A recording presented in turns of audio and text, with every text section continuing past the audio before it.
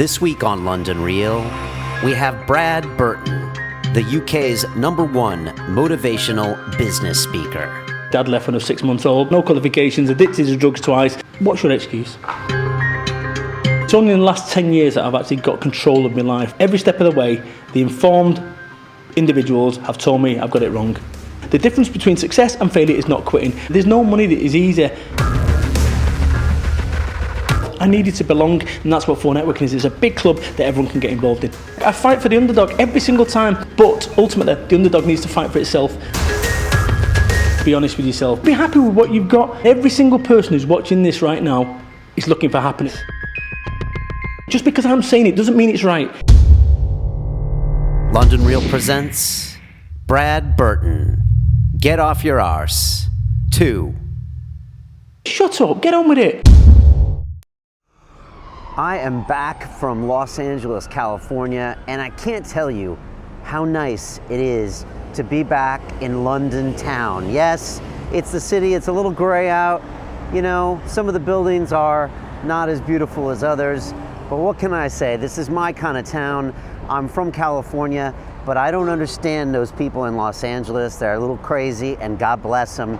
But I just want to say it's nice to be home to my country known as Britain. And today we have one of Britain's greatest, and that is Mr. Brad Burton. He is the UK's #1 motivational speaker, AKA the Tony Robbins of the North. And you might remember Brad when he was on the show last year. I have a lot of love for Brad. I can't really explain why. And I was having New Year's in Belgium, and one of his videos popped up, and I watched him, and I was like, God damn, we got to get Brad back on the show. And so he came in the show, and just like last episode, he looked across our studios, and we've got a whole office of people working in the office next door. And last time he was on, he was commentating how they work for the man and they don't work for themselves, and they're not very happy and that kind of thing. And so, true to form, Brad went off on the worker bees again, and it was a fantastic piece. I've done a short video about it, and he talks more about it on the show. And Brad has an amazing story. He really does. He's lived the life, and he's continuing to live the life. That's what I like about Brad. He's evolving all the time. I'm trying to get him to wear a suit now. I know a lot of you are going to say, no, Brian, stop wearing your suits. Stop wearing the Dan Pena wear.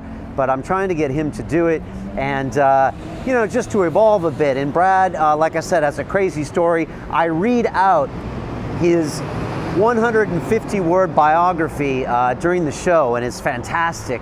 And you can kind of listen to as he goes from being totally broke, having his flat filled with gunshots, to being a father, to getting a Range Rover, to getting rid of the Range Rover, to thinking he's famous, to not being famous. And it's this fantastic journey that Brad's been on, not to mention his own business, business get-together that he has. And so it's just a great story. And I really like Brad, and I think we're going to see bigger and bigger things from him. And so I'm just always excited to have these people on the show and show them off to you. So please welcome Brad. Check out his stuff. Check out his motivational talks. It's something that is amazing, you know, to see. So there you go. I also want to give a big shout out to the people that allow me to give this to you every week, and that's two of my fantastic supporters. The first are the folks at Bulletproof. I've just finished sipping down my cup of Bulletproof. I served a cup last night to Hannah Whitson, who is one of the UK's biggest YouTubers, and she loved it. It's a 100% success ratio when I serve this coffee to people, and if you haven't been paying attention, it's a coffee that's free of molten toxins. I mix it up with the grass-fed butter. Yes, that's Kerrygold's. No affiliate there, and some of their brain octane oil, and I mix it up, and it's just a great way to start the day. And also, they have other products. I've been using their Unfair Advantage in the morning, which I think helps your mitochondria do things that are good. You'll have to ask Dave Asprey, the Bulletproof exec, for the details, and they're just a great company all around. So big thanks to Bulletproof. Check their products out. Hack your biology. You know, get it together, folks, and check that out. I'm just cruising through here to Hoxton.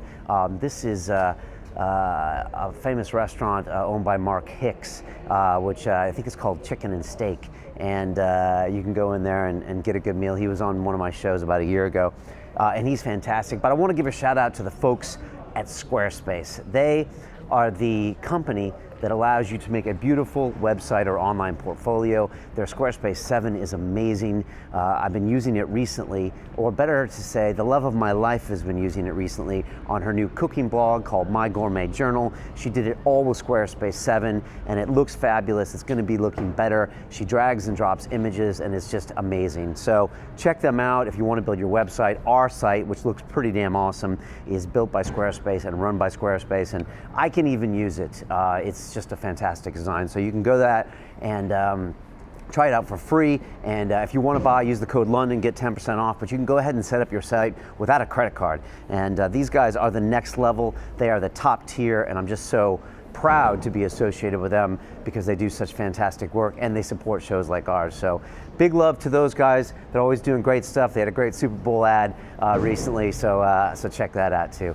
And there you go. I'm going to finish this little stroll through the Badlands of Shoreditch. I love this neighborhood. It looks so good on camera behind me as I'm watching myself tape this. And big thanks for all the suggestions I get for guests, for all the love coming around the world. I really appreciate that. We've got some more exciting things. We're gonna have a top secrets live event happening in March. I'm gonna tell you about that with a top secret, very special guest speaker. So keep an eye out.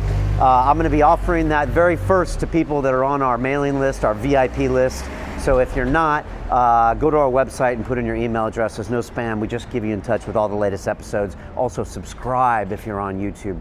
Please, that's very important. And give us the like button, share this out to your people.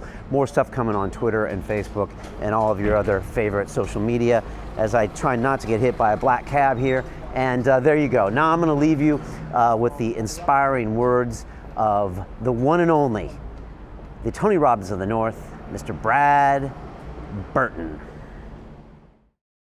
This is London Real. I am Brian Rose. My guest today is Brad Burton, who is the founder of 4 Networking, the UK's largest joined-up business network. You are the author of the highest-rated business book on Amazon, which is called Get Off Your Arse, or if you're from the States, called Get Off Your Ass. I want to hear about the second book as well.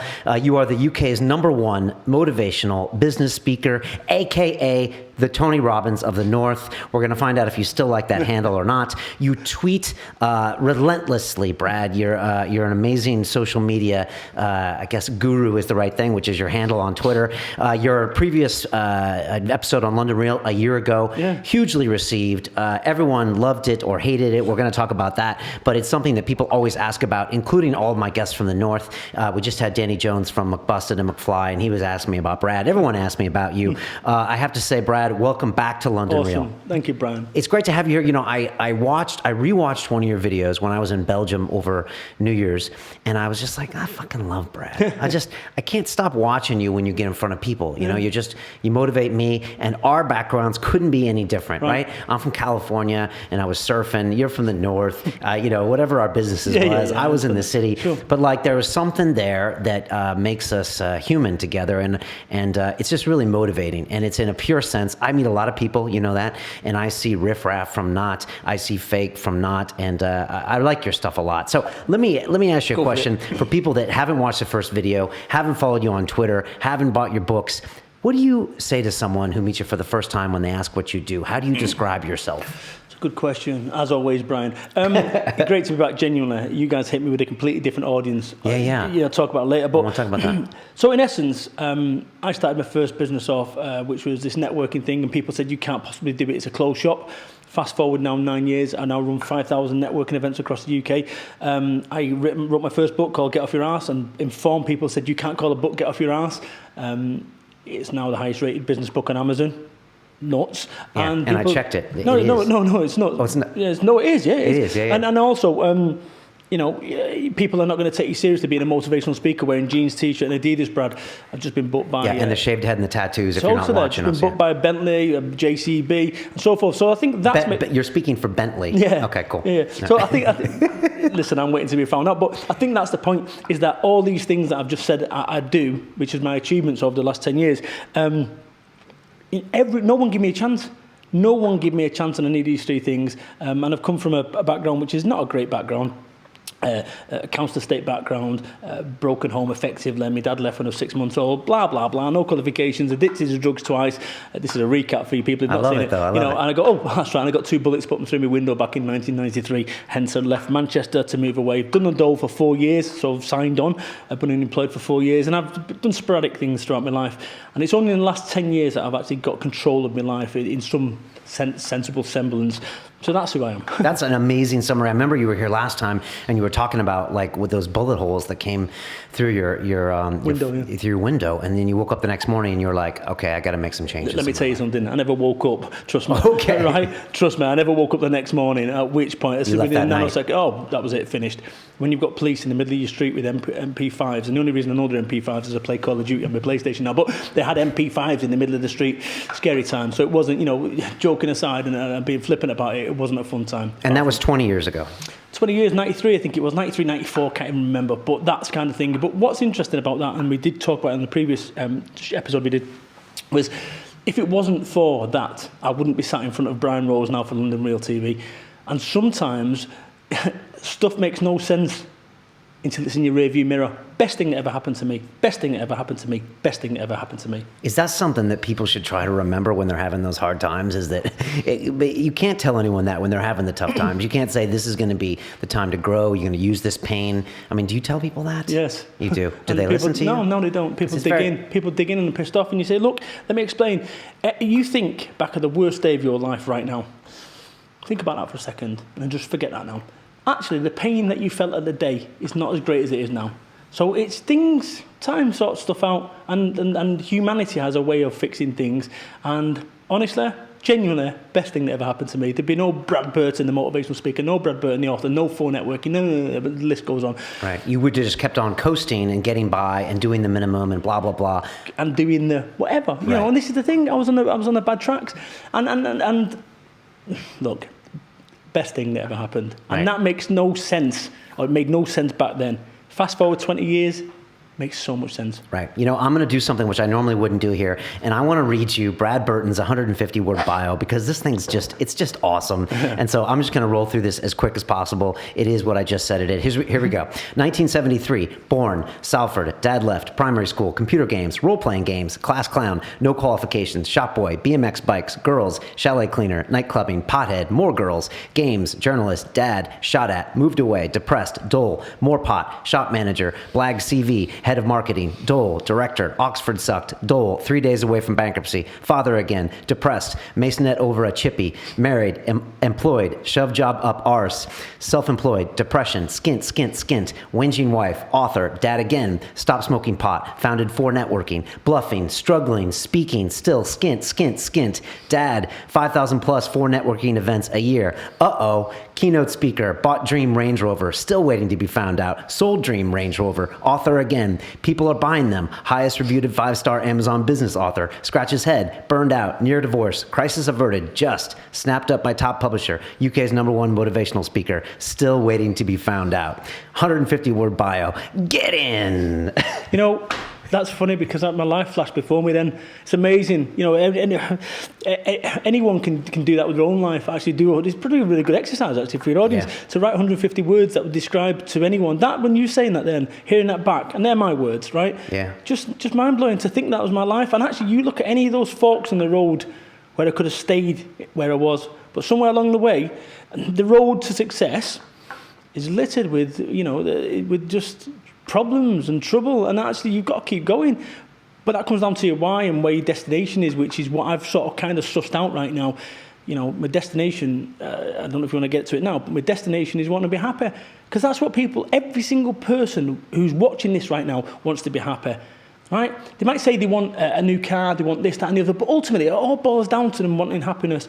And I think I found it for the first time in my life at 41, 42 in another week's time. Yeah, and I want to talk about that because we were here a year ago, and I want to find out what changes. What I love about when I read that is that, say for example, you'd seen Brad rolling down the street with his Range Rover, you'd be like, oh, that guy always had it made, he's always been in control, and that kind of thing. Bang on. But like this, and Brad gives it to you real, like a hip hop artist here. Skint, above the chippy, all this bad stuff happening, and even when you think he's got it, he gets the Range Rover, then he sells the Range Rover, and then you think you have success, and then you don't, and it's... Look, goosebumps. Goosebumps. He's got the bumps as seriously, well. you can't make that shit up. Jesus, he right? really does have goosebumps. Right, and this is what I'm trying to say, because I'm reading... Mate, you cannot make that up.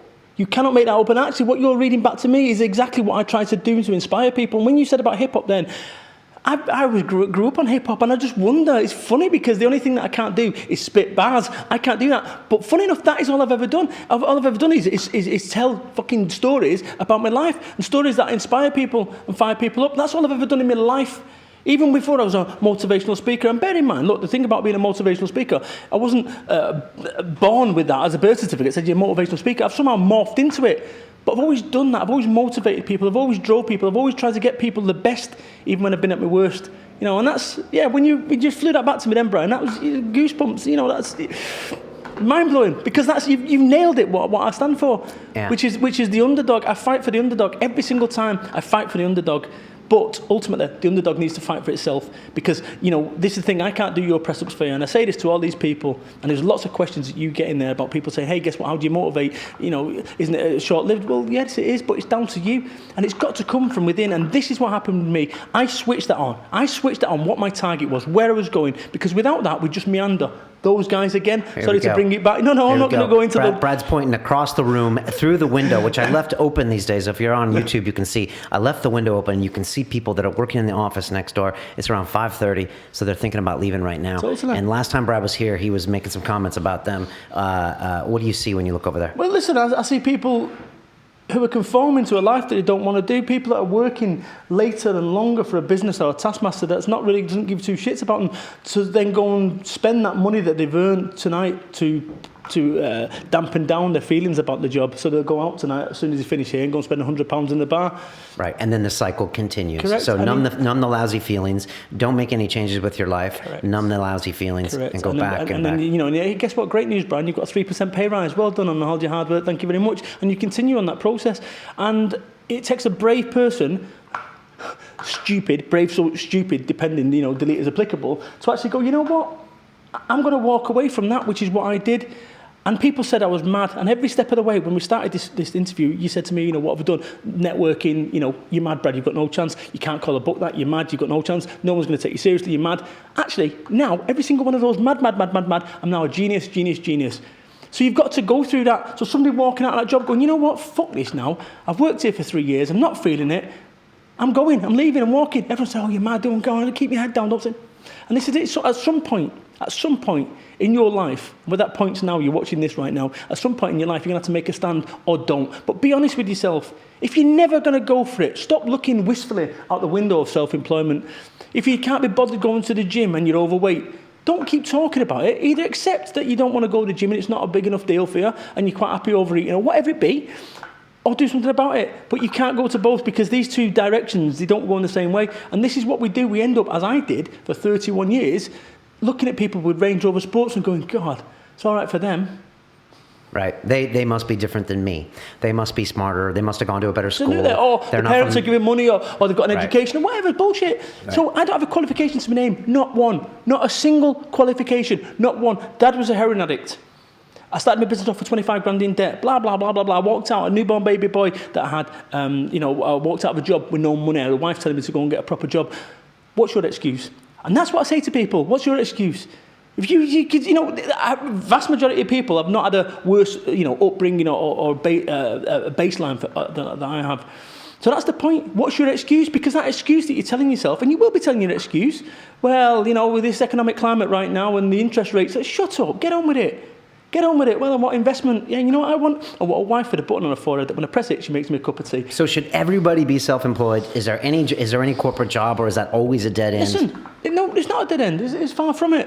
But if you look at this whole situation, a friend of mine is on 180,000 quid a year, something like that. Deeply unhappy. Deeply unhappy. As in, unhappy. So he's ended up doing, 40 hours a week. So let's say there's 120 hours a week, whatever it is. He does a third of his time on a job that he's deeply unhappy for money that he's got more money than he can sensibly spend. Right, and this is a great point. I used to work in the city for 10 years, and I had clients, right? And so I was an interdealer broker, and I would take out the head traders for Goldman Sachs and JP Morgan and RBS, all the big banks. And after dinner, I would sit down, and we'd be having a chit-chat, and I'd say, why are you doing this? Why are you doing this? And they'd be like, it's for the money. And I'd be like, okay, well, why are you doing this? And I would dig, and then finally it would come down to, I want to show my dad that I'm not useless. I want to show my friends from school that I'm really mean something. Yes. I want to get a girl. Right. Because I'd be like, why do you want to buy that Porsche? Really, why? And it all comes down to some core need they're trying to feel, or just the society pressure. I want to be a blah, blah, But blah. that's the point that I made earlier, which is people do not tell you the reason from the outset. What they do, you've got to dig deeper. Oh, Brad, on your feedback on your YouTube channel about me, brilliant. Mixed reviews in the round, 80-90% was in favour. But there's some people on there, excuse me, Brian, there's some people on there that were turning the arse out of me. And actually, maybe, just maybe, I'd actually say the reason that they're turning the arse out of me is one, because I'm Northern, maybe, or whatever it be. Or maybe they've gone to university and they've spent 7 years getting a university degree and they can't get a job. And then you look at someone like me, a Northern monkey, your words, not mine. Oh. Right? No, I take it there. But, you look at someone like me who doesn't have a qualification to be named it, running these businesses, and actually, they're not telling anyone that. They're not saying that the reason that they dislike me is because they've got a degree, and they're not doing that. They're trying to whatever, and people do that. Now, you're a motivational speaker, which puts a big target on your chest, because that's a tough title to have. Because people always say, the first reaction to that is, oh, really? Don't motivate me. Yeah, and in Britain, people are hard on each other in Britain, but they're hard. Look, in Britain, and I'm saying we because I'm a British citizen, where's the camera? Just as much as you are. Good man. And when we like to kind of tear down our stars in Britain a little bit, and when you say you're a motivational speaker, people are like, oh, really? Okay, so let me explain how this works, right? Because at no point, I set out and I said, I'm going to call myself the UK's #1 motivational speaker, right? And I said to the wife, watch this, right? I said, I'm the UK's #1 motivational speaker on a flyer or whatever it was, and we just kept banging it on social media, and lazy journalists, they'd put it in there, the UK's #1. Me. No, but the reality is somewhere along the way, I filled those shoes. It's self-fulfilling. And this is what I've done every step of the way. I said I'm going to have the largest joined-up business breakfast network in the UK, and people laughed in my face. Guess what? I've got the largest joined-up business network. I'm going to write a book and called Get Off Your Ass. It's going to get to #1. Of course it is. I did it. So what I've always done is I've always sort of put it out there about what I'm going to go and do it. So I don't know. What makes me a motivational speaker? What makes me the UK's #1 motivational speaker? Easy for me to say. What makes me the UK's #1 motivational speaker? I put a fucking website out there and said I'm the UK's #1 motivational speaker. But somewhere along the way, that's happened. That's a reality. I've got a proper agent now. I'm getting booked by all these high-level companies, high-level international brands. What is that saying about today's social media age? No qualifications, no formal training, no blah, blah, blah, blah, blah, all self-taught. You can be anything you want. And like I say, look at my CV. This is not a guy... I just read your CV. Right. Well, this is not a guy that's been blessed with good luck or good fortune. But what this guy's been blessed with, me, talking in third person, I'm making it now. But what I've been blessed with is tenacity. Tenacity to keep going when every normal person would give up. And often, the difference between success and failure is not quitting. And this is the thing, but it's all too easy to quit, right? And I wanted to quit 3 years ago. We talked about it last time I had the interview. I had a nervous breakdown, and I wanted to quit. I got as close as anyone can possibly get to quit. And the reason I didn't quit is because, several reasons, but primarily, is I couldn't show my face anywhere in the UK if I quit. You can't be as ballsy and as chopsy as me and fall on your sword and then walk around. I'm a man of pride. So that was what kept me going. Right. So peer pressure in a good way. Absolutely. So maybe that's what people need to do. They need to give themselves a target, give themselves some reason to keep going. My reason was to take my children to Disney World, which I'm booked again to go and do. This is amazing. 31-year-old, no qualifications, no money, 25 grand in debt, blah, blah, blah, blah, blah. The list goes on. How the hell was I going to take my kids to Disney World? But I promised them that I would do that to the wife, and we did that. Right, and so you didn't quit 3 years ago. What I find interesting about you, Brad, is that if you read this bio that we just read, is that you're constantly evolving. So it's funny, when people come on my show, a lot lot of times, and I'm guilty of this, it's like, look at all these things that happened and now they've made it. But we all know that life is constantly changing, it's fluid, and that now was a year ago when I saw you. And so everyone, the problem with success is that, as soon as you get it now, it's like, now what? So you have to constantly challenge, especially successful people that got there because they like the challenge and they want the buzz, they want the rush. And so, you have to kind of deal with that success and plateau and then find new things that interest you. That bang on. Absolutely correct. Because in some respects, my goals, I'd hit every single one of them. Now, what I did want to be, say, when I first started on my entrepreneurial journey, is I wanted to be a millionaire. Okay, I wanted a Lamborghini. Respect all that mentally. People say go and get a dream board and put your corkboard in there with Lamborghini. Nonsense, right? Stop wasting your time with corkboards. You don't need the dream board. It's all bullshit. Okay. It's all bullshit. Lock it in there. I got to take my dream board down. Wounded, yeah. No, but I'm serious. Look, if it works for you, this is the thing. Just because I'm saying it doesn't mean it's right. It means it's an opinion. Right? And we're all different people. So if you want to have a corkboard with your fucking Lamborghini Gallardo on there, yellow one with, Daytona yellow paint, do so. It doesn't work for me. Thank you. But the point I'm making is this. I've no fucking inclination right now to be a fucking millionaire or a what do you call it, to have a Lamborghini. None. Right. Whereas you not a priority right now for you. Fucking, what's the point? It's fucking pointless. This is the thing. Because I've seen some guys going, I'm going to be a millionaire. Forget it. What's the fucking point? Because actually, what is it that having 999,000 or whatever it is, and you tip over £1, that suddenly makes a difference from you being a failure to a success? It's all bullshit. This has been instilled in you from a young age by your father, locking you in a coal shed and saying, you'll never be a millionaire. Oh, all right, Dad. Right? This is what goes on. We end up with these values that have been instilled and pushed on us. If you want to be a millionaire, just ask yourself this question: why? What is it about being a millionaire that having 999,999 quid doesn't achieve, but having a millionaire is? It's bullshit. Because when you get there, which is what happened with me with my business goals, I got there and it's like climbing a mountain. I went, it's just a fucking mountain. Now what? It was horrible. Horribly vacant. Right. Horribly vacant. Yet I've spent fucking 10 years to get to that point. And I remember seeing my book in one of the W.H. Smiths or whatever it was, got to number 2. I was beaten by Alex Ferguson, right? And actually, that's fine. I don't mind getting stuff by him. But the reality is what would me getting number 1, would it have made my life better now, the way I feel about myself? So what people are chasing when they're looking for £1 million, what they're looking for and all these sort of things, and the Porsche, they're looking for happiness. Right. And every single person who's watching this right now is looking for happiness. Now, you might believe that happiness is wrapped up in a Lamborghini. Right? It's not, I promise you, because there's 2 days in your life that you'll enjoy a sports car or supercar: the day you buy it and the day you fucking sell it. Trust me. I've heard that about boats as well. Yeah. Let me ask you a question. When you get on stage, Brad, you're fired up. There's footage on YouTube where you get on and you're just like, and everyone stands up, and I mean, Jesus, you got a lot of energy. What are you thinking when you go up? What are you drawing upon? Are you drawing upon your old pain? Are you drawing upon seeing these people and wanting to break out of their shell? Or are you drawing upon just like trying to push yourself to the next level? Okay, so first thing, nerves. Okay. Awash with nerves. Okay. So still. Oh, fuck yeah. So even though, all right, putting it all together now and something cool, on these stages when I do it, I still shit myself. And this is what I'm trying to say. It's that ability to go up there, even though you're scared to death. So when I do that thing, it's to get rid of my nerves. So I'm letting you guys into a trade secret now. But it gets rid of my nerves. My point every time that I speak is I want to make a positive difference. I want to make a positive difference. And generally speaking, what happens is you get a lot of these people in the audience like that going, here we go, come on then. Especially a motivational speaker. Jesus, they probably turn off when they hear that, totally. Right? Okay. And this is what happens. So I've got a double hill to climb. Cough again.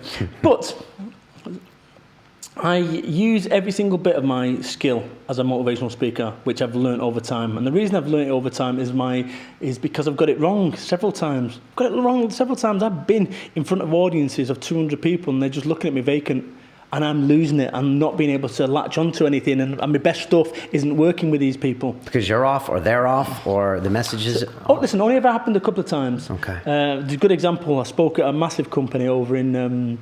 I'll tell you the story. So the MD of this big organisation was supposed to introduce me as the UK's #1 motivational speaker. Didn't he read the memo? Well, it's worse than that, because he turned around and said, I can't remember what I'm supposed to say. It's just some fat bloke from Manchester. So I came on. That's what he said? Right. Okay. So I'm coming on. They're paying you to be there. Stupid. Okay. I come on and I'm speaking to them. These guys, I'm trying to frame who I am, just not landing in the slightest. Now, 2 hours prior to that, I went to the loo, and two of the guys who are employees there went, fucking hell, it's supposed to be motivational, it's shit this. So the tone was set, it was horrible. So I goes there, and goes back to these people. Right. They've got to be there. They don't want to be there. Right, okay. So there's some compulsion. Now, when the directors... It's a corporate gig, so... Right. So when the directors are up there, they've got to laugh. Because it's the managing director on there. And when the sales director came on with shorts, with Bermuda shorts, on, hilarious. Not hilarious, but everyone's laughing, falling over themselves. You think that this guy's just told the world's best joke? Horrible. So I goes up there, nothing. So I'm up there for 45 minutes, 25 minutes in, I'm dying. I mean, dying. And internally, I know I'm dying. So I'm just talking complete rubbish. So I turned around and said, you know what? This isn't going the right way that I want it to. And it's sometimes in life and business when things don't go your way and you guys run departments and it's all on you. And this is what's happening right now, where you're made a decision that's not going your way and everyone's looking to you for answers and you've got nowhere to go. Well, I'm doing that right now as a motivational speaker. And I'll tell you something. Experience is what you win when you lose, when things don't go your way. And I've learnt something today. Would you like to know what that is? He says, yes, Brad. To never do a fucking job in Norwich, and I walked off. Yeah, that was, but my point is, so yes, I get nerves, and you're always tested, no matter what audiences you. Right, you and that was recently. That was a year ago. Probably after we spoke last. After we spoke, okay, right. The last 12 months. That's good to see. I mean, this is good to see that everyone has their ups and downs. But it's that ability. And you learn something from it. Absolutely, because the gigs when you die. And I've died probably twice in 2 years, as in died, right? Where people are looking at you going, what the fuck's going on? You do learn massively from it. But this is what we do. We're too wrapped up in success. And I think that's what I do. In fact, it's great when I come here. It's like the psychologist coach. He just send you a bill after. Yeah, again. But I think what I do is I'm fallible. That's what goes on with me. I think people respect that I actually share the things that most speakers or whoever wouldn't share that actually right. I've struggled, that I've had a nervous breakdown, that I've died on stage.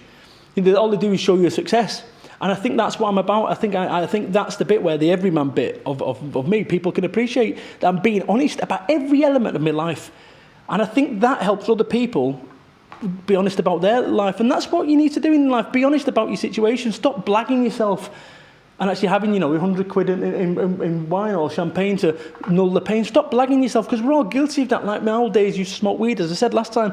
To blank out my life shit, so I'm going to smoke some weed. Well, guess what? Your life shit, because you're smoking weed and it's self-perpetuating. And the moment that you stop smoking your weed or drinking your alcohol or doing whatever you're doing, it starts becoming painful. But once you start looking at that pain and the things that are causing you problems, you see the world in the real. And that's what I think fundamentally. I've got rid of my shields and I said, right, let's look at this world in its rawness and try and work out a way through it rather than masking with drugs, drink and other stuff.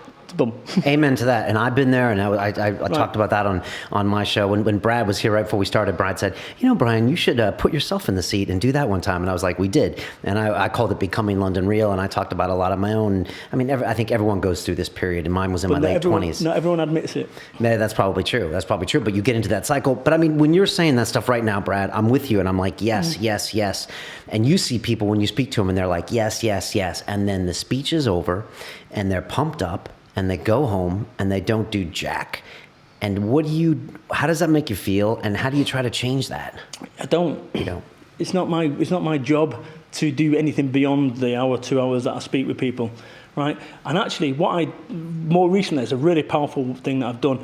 I just sort of come up with it on the fly, and we was talking about, taking your children to the duck pond or doing stuff, because we talked last time about this whole piece about retiring today. So I know people that have worked all their life, and then, to retire when they're 65. Some people don't make it. So you work all your life to retire and enjoy. What about retiring today, which is what I've effectively done? And I say, don't worry about you're arguing with your partner because they've not emptied the dishwasher or whatever, just bullshit. And I said to one of these things, I said, look, what I want you to do right now is I want you to grab your phone out. Trust me on this one, I've asked you to do one thing in this last hour, and this is it. Grab your phone. So everyone grabs a phone. I said, what I want you to do?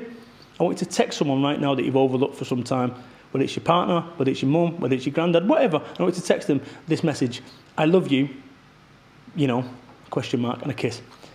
And people go, oh. I said, look, there'll be a time in your life that you wish to God you'd have sent that message. And everyone sends it, and the vast majority, and people come up to me and say, look at that, the wife says, go on, what have you done? Or it just gets dialogue going, because this is what we're on this treadmill of just doing stuff. Hey, guess what? We need to get this proposal finished. We need to get this. I'm not going to go. You know, Dad, can we play football? Son, I'm busy at the moment. Dad, can we play football? Son, I'm busy at the moment. All right, son, do you want to play that football? No, Dad, I'm 34 now. Right, and this is the thing. Is this living in the moment? Listen, it's going to be mindfulness and all that Ponzi stuff. Now, listen, all I'm trying to say is you've got one life here. Don't fritter it around, sitting in behind the desk of a taskmaster that you don't give two shits about. You know, I would rather have half the money and be working from home. And this is the thing, you kid yourself. So these guys will be spending an hour and a half commuting every single day for the £100,000 salary. And actually, if you used to take those 3 hours a day travelling, times it by 15, that's 60 hours. So you get your salary, lob 60 hours off your 160 hours, 220 hours, and all of a sudden your hourly rate goes down. But you don't talk about that. You talk about the headline, 100 grand. The fact is you're on 70 grand after you've taken it, plus your costs of it every single day. But we blag ourselves. And this is...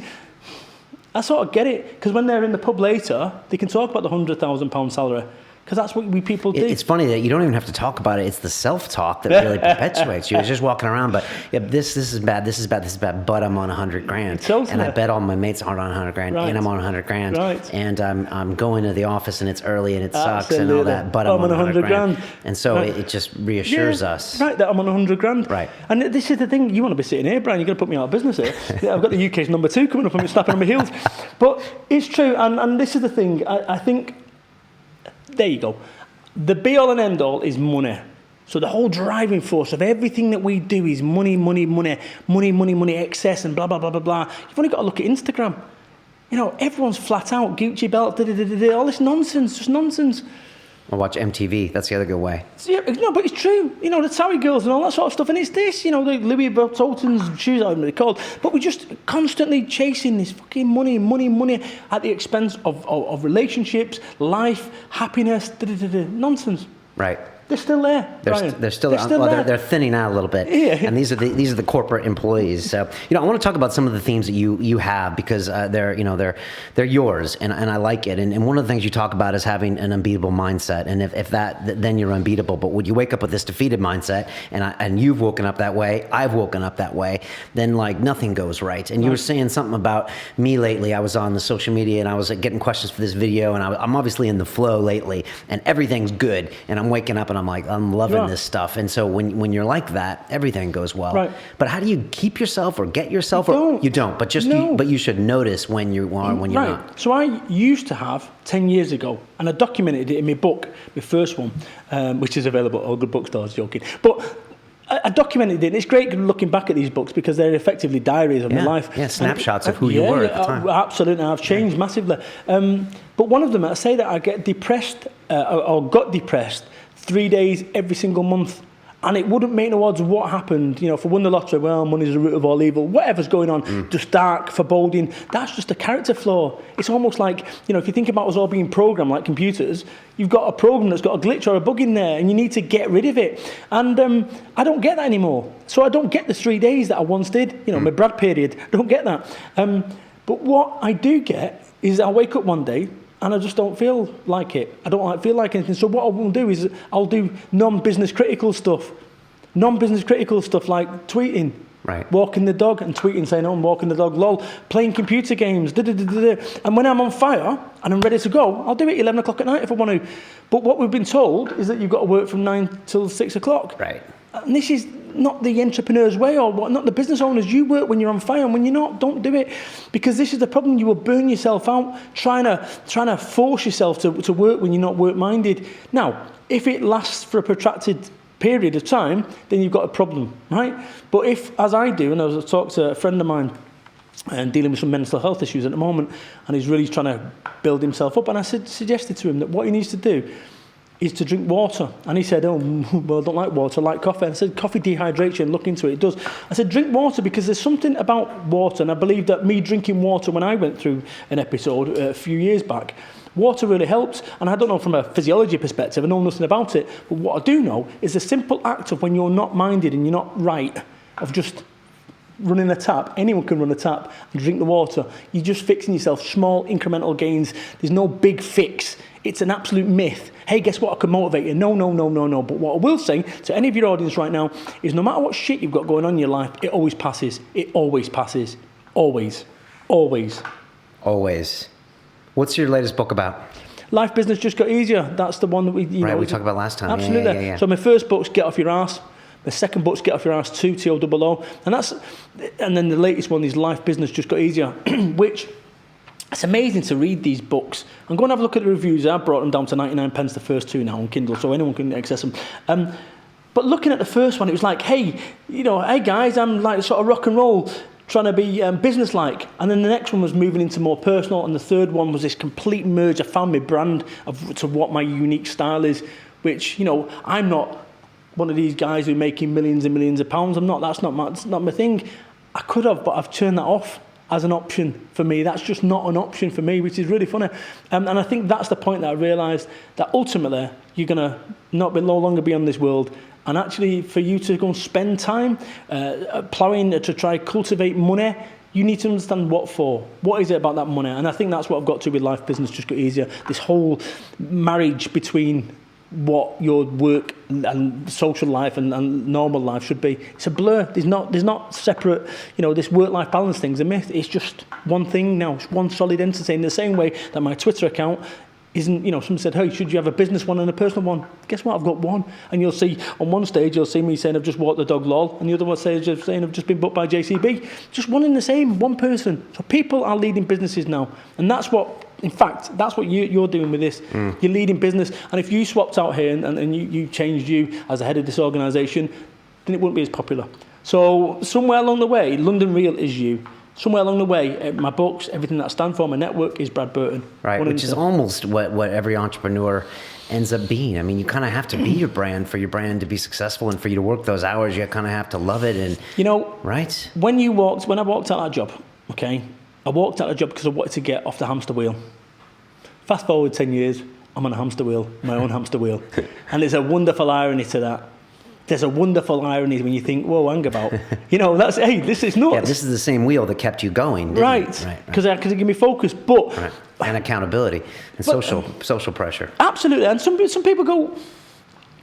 For me, the fact is my life and my whole ability to go and spend time with the children, play computer games, which is my thing, my arcade machine, which we talked about, so small things in life that matter. But just to be able to do these things when I want to do the things, I've got this wonderful life when if I want to work, I'm on fire, I will work. And if I don't want to work, I won't work. So my days are full of doing stuff that I want to do, whereas their days are half full of doing stuff they want to do, if that makes sense. Yeah. Let me ask you a question about family and friends. A lot of people write me and they're like, Brian, I'm doing my own business, but I feel guilty sometimes when I either have fun by playing video games or I spend time with my family or my friends when I know I should be cranking away at that business. How do you strike a work-life balance? How do you suggest that people do? Because it's tough. Because when you're not working that extra hour, right, someone else is. Absolutely. And it's a competitive world these days. Everything's online, everything's flat. If you recall, I talk about this in the book. You've got two islands. You're the captain of a ship. Over here is an island with health and relationships, and over here is an island with wealth. Wealth beyond your wildest dreams.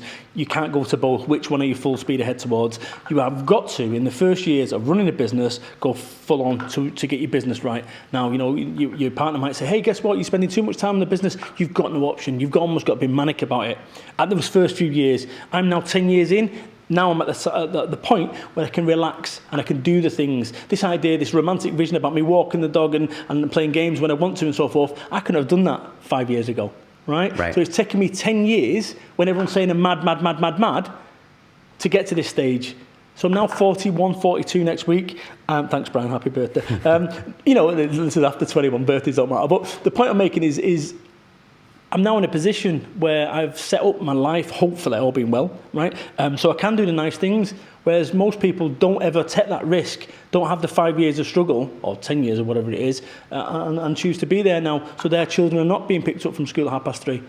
And ultimately, that's what's going to matter at the end of your days, not, hey, did we win that business, or did we write the proposal? Do you see what I'm saying? Yeah, Get it all twisted. Get it all twisted about what's important in life. And I promise you, it's not sat over there tapping keys now manically. Right. Now, speaking about what's important for you right now? Because last time we were talking, you were like, okay, I don't know, for networking, might be moving away from this, might be moving away from that. Now you're talking about booking, speeches with Bentley. People have sent in questions saying, when are you going to the USA? What is next for Brad? Again, we don't want to know what the world thinks you should do next. We want to know what you want to do next. Good question, as always. So you just listen. Last time you managed to bring out the worst stroke best of me. It's Ace. I found peace, right? And I'm not talking hippie stuff, blah blah blah. But I have found peace in me now. I'm not as manic. And people, my friend said to me a few years back, "Oh, Brad, you don't realise how crazy you are." What do you mean? He went, the way you come across is like fucking nuts. I had no comprehension of who I was as an individual. None. And maybe that's the thing now, that I've actually accepted that I'm a little bit out there and full of energy and so forth. But I didn't know that. I was blissfully unaware of it. And maybe that's what I'm doing, my gift. Or it was probably a curse in the old days because I was that annoying person. I'm applying myself. So I've got Brad Camps coming, which is, we're trialing this whole piece about having 10 business owners that come to me, get their ears burnt off by me, focused, fired up,